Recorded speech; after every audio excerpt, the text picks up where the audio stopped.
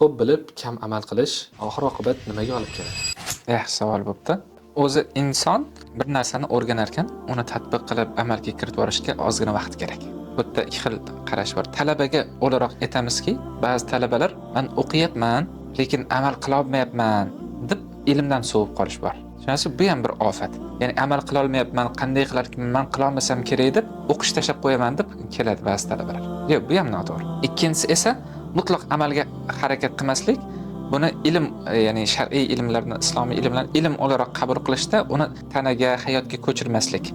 Bu ham bir balo. Buni o'rtasida bir chiroyli yo'l bor. U nima deydigan bo'lsa, bilganingiz qadar, o'rganganingiz qadar amal qilishga harakat qilib borasiz. 100% qila olmaysiz. 100% desak noto'g'ri gap bo'ladi. Chunki olayotgan ilmlarimiz, biz insonmiz-ku, talaba ham inson. Ularni singdirib, hayotga tatbiq qilib, ahamiyatini tushunishga vaqt kerak. 4 yil, 5 yil vaqt ham yetmaydi. Lekin ilmdagi haligi har bir mo'min musulmon uchun kerak bo'lgan, farz bo'lgan amallarni tolibi ilm hech og'ishmash kerak undan. Qo'ldan kelgancha sunnatlarga harakat qilish kerak.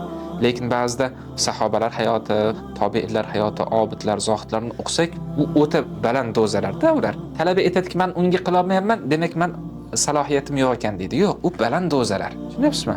Unga vaqt kerak, umr kerak, tajriba kerak, akademiyadan chiqib yashash kerak. O'shaning uchun yoshga munosib ish qilish kerak, kishidan o'zining yoshiga munosib. Demak, tolibi ilm ayniqsa zaruriy bo'lgan narsalarda, zaruriy har bir musulmondan ko'chada bo'lsin, tashqarida bo'lsin, uyda bo'lsin, zarur bo'lgan, farz bo'lgan amallar. Yolg'on gapirmaslik, g'iybat qilmaslik, ko'z zinosi, mana bunga o'xshagan narsalardan qat'iyan tiyilish kerak. Endi haligi tepa maqomga chiqish uchun sunnatlarga qattiq turish, mustahablar bo'lgan narsalarga qattiq turishda esa unga harakat qilish kerak. Bunda demak qat'iy, bunda esa harakat. Ba'zida ko'p, ba'zida kam, lekin tinmay harakat qilishlik bilan 4-5 yil ichida o'ziga bir maxsus go'zal narsalarni, go'zal odatlarni, ibodatlarni, virtlarni hosil qiladi. Demak, haligi tepa dozalarga qarab, "Yo'q, men bo'lmas ekanman" deyishim noto'g'ri. Yoki mutlaq faqat bilim uchun o'rganaman deyishim noto'g'ri. Buni o'rtasida go'zal yo'l tutishimiz kerak. Nabiy alayhisolatu vasallam aytadilarki, kim o'rgangan ilmiga amal qilsa, Alloh taolo bilmagan narsasini bildiradi dedilar. Kim bilgan narsasiga amal qilsa,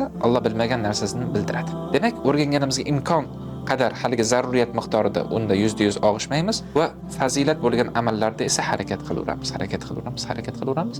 Inshaalloh shu bilan Alloh subhanahu va taolo ilmiga amal degan narsani bir komil ravishda beradi.